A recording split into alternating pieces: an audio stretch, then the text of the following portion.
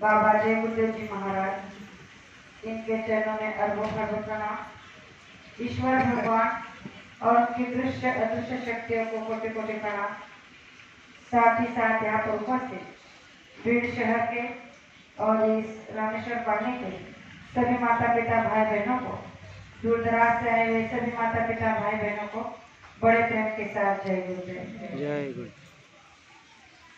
प्रेमियों, आज का सत्संग ये रक्षाबंधन के महापर्व को रखा है, तो हम आप सभी बड़े परम सौभाग्यशाली है कि ऐसे महापर्व पर हमें गुरु महाराज ने यहाँ बुलाकर सेवा करने का मौका दिया है। हम सबको ये नहीं सोचना है कि यहाँ कितने लोग बैठे हैं, हमें यहाँ ये सोचना है कि ये इतने ही लोग यहाँ क्यों बैठे हैं। देखा जाए तो ये आपका बीड़ शहर है, जिले का गांव है। अगर यहाँ चाहते तो आप बिछाई कम पड़ जाती, बैठने के लिए जगह नहीं मिल पाती, इतने लोग आ सकते थे लेकिन नहीं आए। तो इसका क्या मतलब हो सकता है कि जिन पर खास इनायत हो सतगुरु की, उनको ही संदेशा आता है और वो ही बुलाए जाते हैं। अगर यहाँ पर आप सभी इतने ही लोग यहाँ आकर बैठे हैं तो ये हमारा आपका परम सौभाग्य है, क्योंकि इस लक्ष्य 84 योनि में से ये मानव शरीर हम आप लोगों को मिला और इस मानव शरीर में आने के बाद जो संत सद्गुरु हमें मिले हैं, तो ये हमारा परम सौभाग्य है। अगर ये सौभाग्य सारे इस शहर का होता तो आज यहाँ बैठने के लिए जगह नहीं होती। लेकिन आप कितने सौभाग्यशाली हो कि गुरु महाराज ने ऐसे कठिन और मलिन समय में केवल आप लोगों को चुनकर आपकी जीवात्मा को जगाकर नाम का दान दिया है और इस मृत्यु लोक में आने का मकसद समझाया है कि मनुष्य शरीर जो हम आप लोगों को मिला है, यह दिया गया है, ये केवल प्रभु की प्राप्ति के लिए दिया गया है। आज ये जो बूंदाबांदी हो रही है बरसात की, तो ये मुझे एक गुरु महाराज का एक सत्संग याद दिला रही है। 2010 की बात है। 2010 में गुरु महाराज मुंबई में आए थे, बोरोली में। वहां पर रक्षाबंधन का सत्संग था। मैं पहली बार रक्षाबंधन के कार्यक्रम में बोरोली गई थी। हम दोनों पति पत्नी थे और हमारे यहाँ से काफी प्रेमी थे। तो वहां पर बोरोली में एक सत्संग गुरु महाराज ने जहाँ रखा था, बोरोली ईस्ट में, वहां सभी प्रेमी पहले से पहुंच चुके थे और रात से ही इतनी धुआंधार बारिश हो रही थी कि रुकने का नाम नहीं ले रही थी। अब जब सुबह हुई तो लोगों को लगा कि गुरु महाराज सत्संग नहीं देंगे और आज का सत्संग जो है पोस्टपोन करके फिर कल या शाम को जब बारिश बंद हो जाएगी तब देंगे। लेकिन प्रेमियों, ऐसा कुछ नहीं हुआ।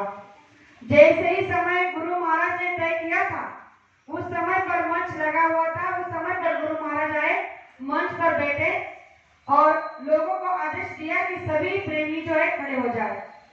और मैं भी उस सत्संग का इससे बड़ी थी, इसलिए वो आंखों देखी बात आपको बता रही हूँ कि गुरु महाराज ने आदेश किया कि सभी लोग खड़े हो जाए और हम सब लोग खड़े हो गए। ऐसा ही छोटा सा मंच वहां बनाया था और सामने हजारों लाखों लोग बैठे हुए थे वहां पर। और जब गुरु महाराज ने खड़ा किया और जय गुरुदेव नाम बोलना शुरू किया तो प्रेमियों को लगा कि अब 2, 4, 5 मिनट में गुरु महाराज कहेंगे कि आप सब बैठ जाओ, लेकिन ऐसा कुछ नहीं हुआ। गुरु महाराज ने कम से कम 45 मिनट तक वहां सत्संग दिया। भर बरसात में खड़े खड़े सभी प्रेमी सत्संग को सुन रहे हैं। पैरों के नीचे इतना इतना पानी आ गया, घुटनों के नीचे तक पानी सबको आ गया जहां हम खड़े थे, क्योंकि बारिश बहुत जोर से हो रही थी। जो प्रेमी शायद उस सत्संग में गए होंगे उन्हें वो बात याद होगी। मैं ही नहीं थी और भी प्रेमी वहां आए हुए, ऐसा मुझे यहाँ से भी कुछ प्रेमी थे, हमारी गुरु बहने भी थे। तो इतना पानी वहां पैरों के नीचे आ गया था और सब लोग खड़े सत्संग को सुन रहे थे। और जब गुरु महाराज का 45 मिनट का सत्संग खत्म हुआ, नामदान दिया और फिर नामदान देने के बाद गुरु महाराज ने कहा कि सब लोग नीचे बैठ जाओ। अब आप बताइए, इतने पानी में भला हम आप बैठ सकते हैं? लेकिन जैसे गुरु महाराज ने आदेश किया कि सब लोग नीचे बैठ जाए तो सब तुरंत बैठ गए और सब बारिश के पानी में सब नीचे बैठे हुए थे। गुरु महाराज ने उस रक्षाबंधन में जो आशीर्वाद दिया था, मैं समझती हूँ कि मेरा सौभाग्य था, इसलिए मैं वहां पहुंच गई। तो गुरु महाराज ने उस समय उस सत्संग में आदेश किया था कि आज इस पानी में जो जो प्रेमी बैठे रहे, खड़े होकर सत्संग सुनते रहे, उनकी लक्ष्य 84 छूट जाएगी। प्रेमियों का क्या कहा? उसकी लक्ष्य 84 छूट जाएगी, उसे मानव तक रिजर्वेशन हो जाएगा। तो सभी जो लोग नहीं बैठे थे वो भी बाद में बैठने लग गए, क्योंकि जो होते हैं ना कि कुछ लोग डरते हैं कपड़े खराब हो जाएंगे, गंदे हो जाएंगे, पानी में कैसे बैठे, तो किनारे ऐसे कई आस-पास में खड़े थे। तो जैसे मालिक ने कहा तो सिर्फ बैठने लगे। गुरु महाराज ने कहा कि समय होता है, हर बात का समय होता है। जो समय है उस समय में बात को मान लिया जाए तो उसका महत्व हम आप लोगों को मिल जाता है। तो प्रेमियों, ये जो बूंदाबांदी हो रही है, ये हमारा आपका परम सौभाग्य कि गुरु महाराज चाहते हैं कि हम बैठ कर सत्संग को सुने, और कितना सब्र हमारे अंदर है इसका वो परीक्षा कर रहे हैं। जो सबसे पहले भक्ति में आता है हमारा सब्र, हमारा विश्वास, हमारा धैर्य। अगर हमारा धैर्य, हमारा सब्र एकदम मुकम्मल रहेगा, यानी कि मजबूत रहेगा, तो संकट चाहे कुछ भी हो जाए, संकट में या दुनिया में, आपका मन कभी डावाडोल नहीं होगा। ये परखने का समय आज का है, ये समझ लो। इसीलिए इस बूंदाबांदी से हमें डरना भी नहीं है और संकोच भी नहीं करना है कि गुरु महाराज ने ये कैसे शुरू कर दिया। प्रेमियों, परीक्षा की घड़ी कब और कैसे होती है ये केवल वही जानते हैं, हम आप इसकी परीक्षा नहीं कर सकते। इसीलिए बड़े परम सौभाग्यशाली हम सभी प्रेमी कि गुरु महाराज ने ये मौका हम आप लोगों को दिया, और आप सभी प्रेमी मुझे लगता है कि बड़े सौभाग्यशाली हैं। मैं कई बार यहाँ मतलब 2-3 बार सत्संग के लिए आ गई हूँ, लेकिन आपकी जो संगत छोटी सी है, इस छोटी सी संगत पर गुरु की असीम कृपा दया है। मेरा यहाँ आने का बिल्कुल भी प्रोग्राम नहीं था, क्योंकि वहां पर जो जलगांव में बहुत बड़ा सत्संग वहां होता है रक्षाबंधन का, हम वही रक्षाबंधन के लिए रुक जाते हैं। लेकिन हमारी कुसुमताई ने पता नहीं ऐसा क्या हिप्नोटाइज मुझे कर दिया है कि उन्होंने एक कॉल किया, क्योंकि मैंने सीता को मना कर दिया था कि मैं नहीं आ सकती, यहाँ बहुत बड़ा प्रोग्राम है। वो लोग नाराज हो जाते हैं कि मैं हर साल के बड़े बड़े प्रोग्राम यहाँ छोड़कर वहां जाती हूँ, तो इसलिए मैं नहीं आ सकती।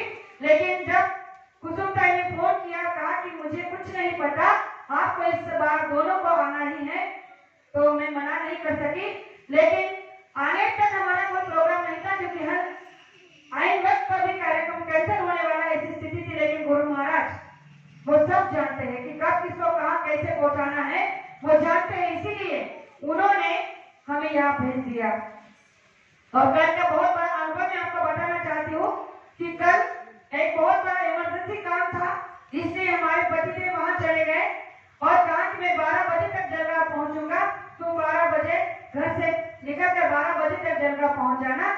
मैं बस से निकल गई, ये मोटरसाइकिल से वहां आए, और बताना चाहती हूँ कि जैसे ही ये मोटर मतलब बस स्टैंड में पहुंचे और आपकी जो भीड़ की जो बस थी निकल गई। अब हम सोचने लगे, संभाजी नगर की जो बस थी वो निकल गई। 5 मिनट के लिए हमसे 12:30 की बस छूट गई। हम वहां खड़े रहे, तब तक दोनों बेटियों का फोन चलता रहा, पूछ रही कि कहाँ हो, कैसे। हमने कहा कि 5 मिनट के लिए बस छूट गई है, अब मालिक जाने क्या होगा। हमने जैसे ही वहां कंट्रोल रूम में पूछा तो उन्होंने कहा कि 2 बजे की आपकी बस है। हम वहां बैठे रहे, 2 बजे सच में बस आई, उसमें बैठे। अब हम सोच रहे तो कुसुमताई को लगा कि अब रात के 11 बजे या 10-11 बजे ताई पहुंचेगी, तो उन्हें टेंशन हो गई। लेकिन पता था कि गुरु महाराज पहुंचा देंगे।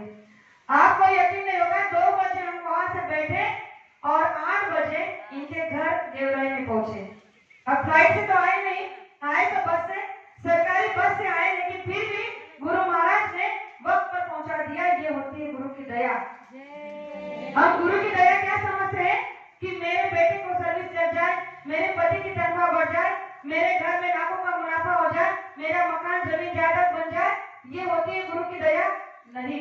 गुरु की दया वो होती है कि जिसमें आपको दीनता मिले, गरीबी मिले, अपमान मिले, और जब ऐसी परेशानी में निकलकर आप गुरु के पास पहुंच जाए तो वो सबसे बड़ी दया होती है।